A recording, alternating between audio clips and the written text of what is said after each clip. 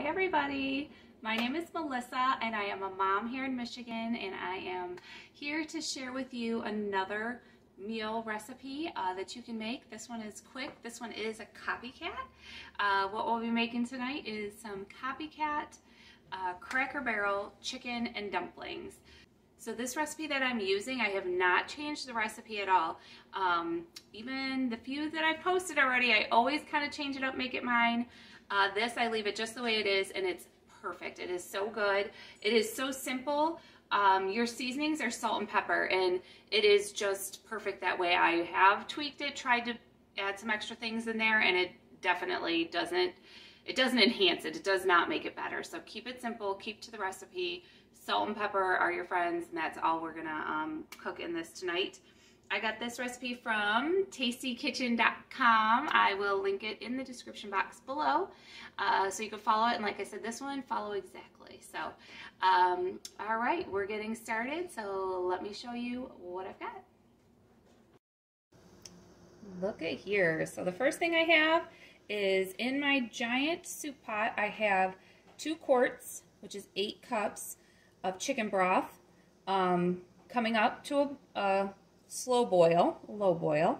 The recipe she calls for already 3 cups of cooked chicken, so you can do that however you want. I'm actually going to, I'll show you, I have some diced up chicken breast that I am going to put in this pot of, I'm not going to have it boiling like you would for pasta, let's say, but just where those bubbles are coming up.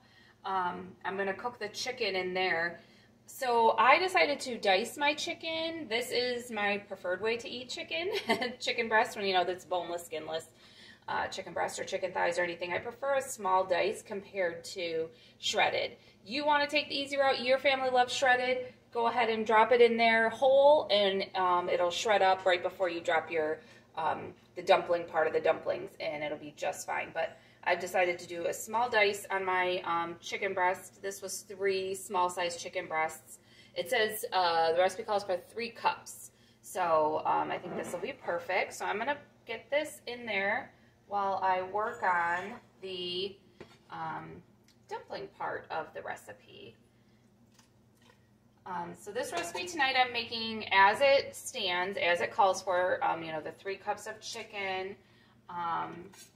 And the only other ingredients that you're going to need are the flour, salt, pepper, baking powder, shadow there, some butter, and milk. Buttermilk if you have it. I don't.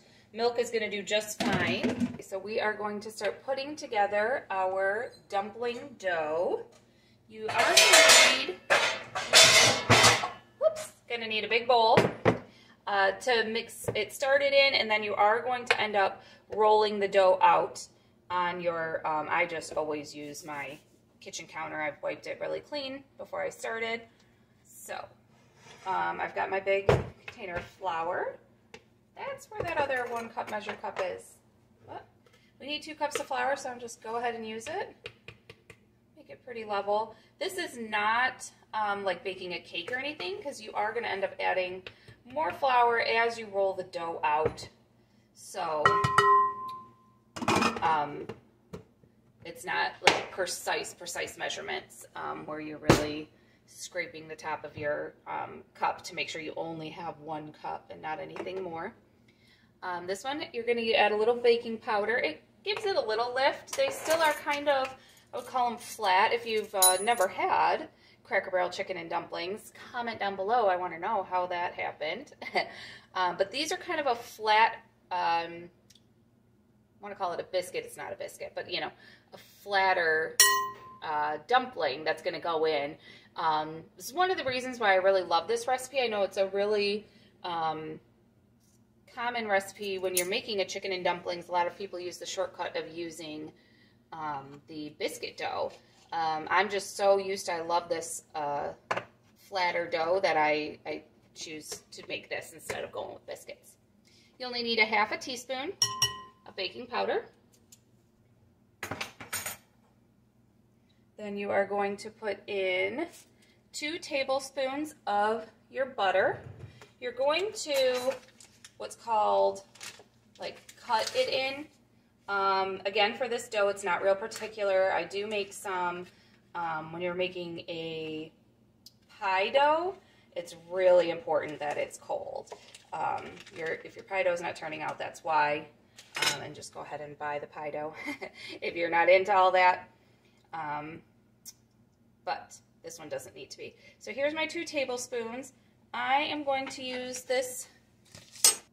So I really like this tool. It just has like 4 or 5 lines there that will cut in your butter or whatever you're doing. So you just do like this, and then the butter will just turn into small, like pea-shaped. I kind of do the rocking motion in the bottom of the bowl. It all works out that way, and just kind of mixes in. You're not able to even really see it too much, the butter. You don't want to create a paste or anything, so you've gone too far if you've done that. But just add more flour. It's salvageable. You know, no worries. It'll work out. But this is good. Just a few chops of this. If you don't have anything like this, you can still do this.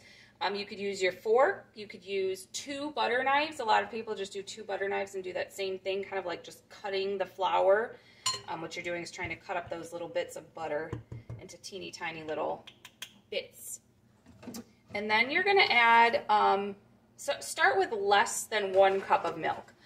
Just a little bit less. You just don't want to keep playing with it. You don't want to keep putting more flour, more milk, more flour, more milk to get the consistency you want. So start with, so I'm doing like that. See, it's not quite full. My cup of milk. And I forgot, I'm going to do my salt and mix that in. I like to use the, I guess it's not a spatula, this tool, and try to get it all mixed in. You do eventually need enough counter space. You're going to turn it out on a counter, a table, whatever you have, a very clean surface. You're going to put some flour down and we're going to roll it out. So let's just get it to the right. See if we can get this together, if this is looking good. Very simple ingredients, very basic, very, get a lot for your value. Like I said, you don't have to use chicken breast. Chicken thighs would be great for this. And I have made this without the actual pieces of chicken at all.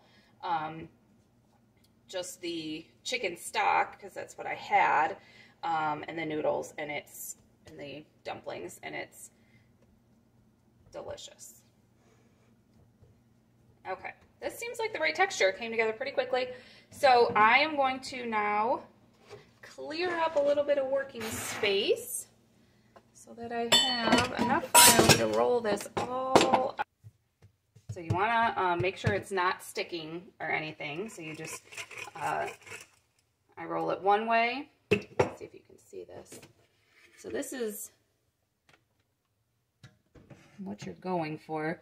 Those yellow, the brighter yellow, are butter bits mixed in, and that is good. That is what you want it to look like. If you've got it going like that, that's good.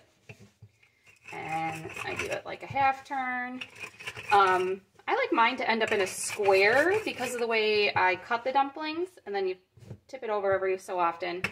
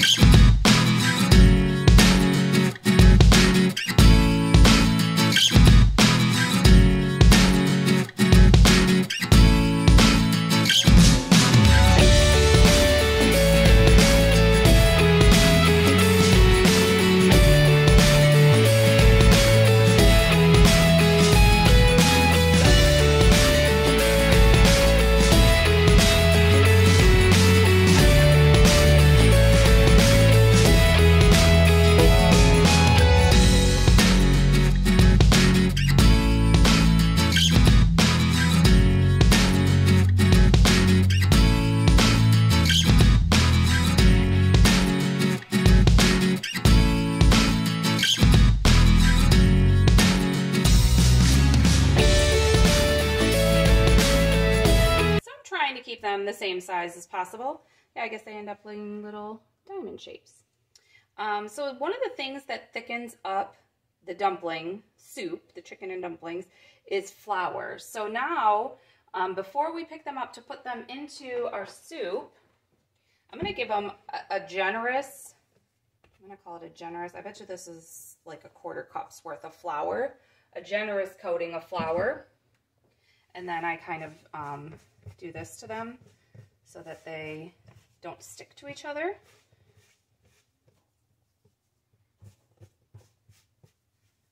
And then we're going to take a look here at our soup pot and see, I think we're ready. Let's take a look. All right, here is my soup pot. Since I cut my chicken so small, it is all fully cooked now in the broth while I was creating the dumplings there. So you want to bring your pot, again, up to a good bubble. You don't want to boil like you would be boiling, you know, hard spaghetti noodles, but you do want a nice, good, you want it going good. So I'm trying to get it going here. One thing to also know is, you know, as you put these in there, they're going to cool your things down. There we go. It's going a little bit better. I'm going to do like a handful at a time. Drop them in the water. Again, you don't want to drop them from too high. You don't want yourself to get burned or anything. Kind of move them through the pot. I do like to stir between each time because you don't want them to stick to each other. You don't want it to all just clump to the bottom and stick. Another reason to watch your temperature. Make it sure it's going so that they're going. Yeah, there we go.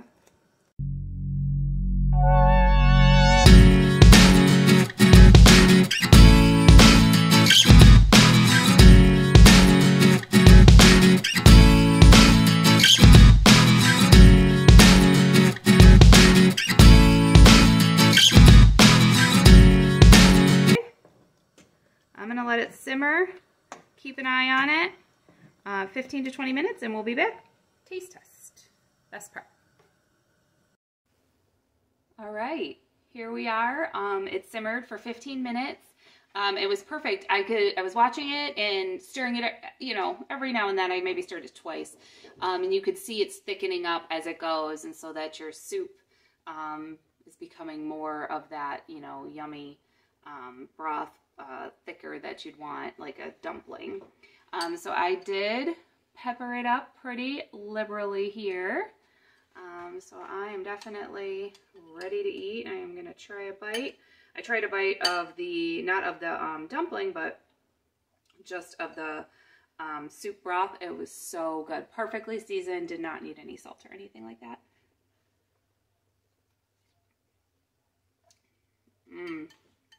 So good. Let me see there. Gives you a little idea of what the thickness of the noodle, like I was saying, of the, no, a noodle, dumpling, dumpling noodle, you know, whatever you call it, still delicious no matter what you call it. So this is what we are having for dinner tonight. What are you guys having? What are some of your favorite copycats? This one is definitely one that hits the spot. It's winter here in Michigan. Got some snow forecasted, so this is just a nice bowl of comfort that is definitely, it's got a great value and really will fill the belly. So thank you so much for watching. Please subscribe to my channel if you're not. Hit the notification bell so you know when the next recipe has come up. And like and share, and thank you so much for your support. I really appreciate it. Bye.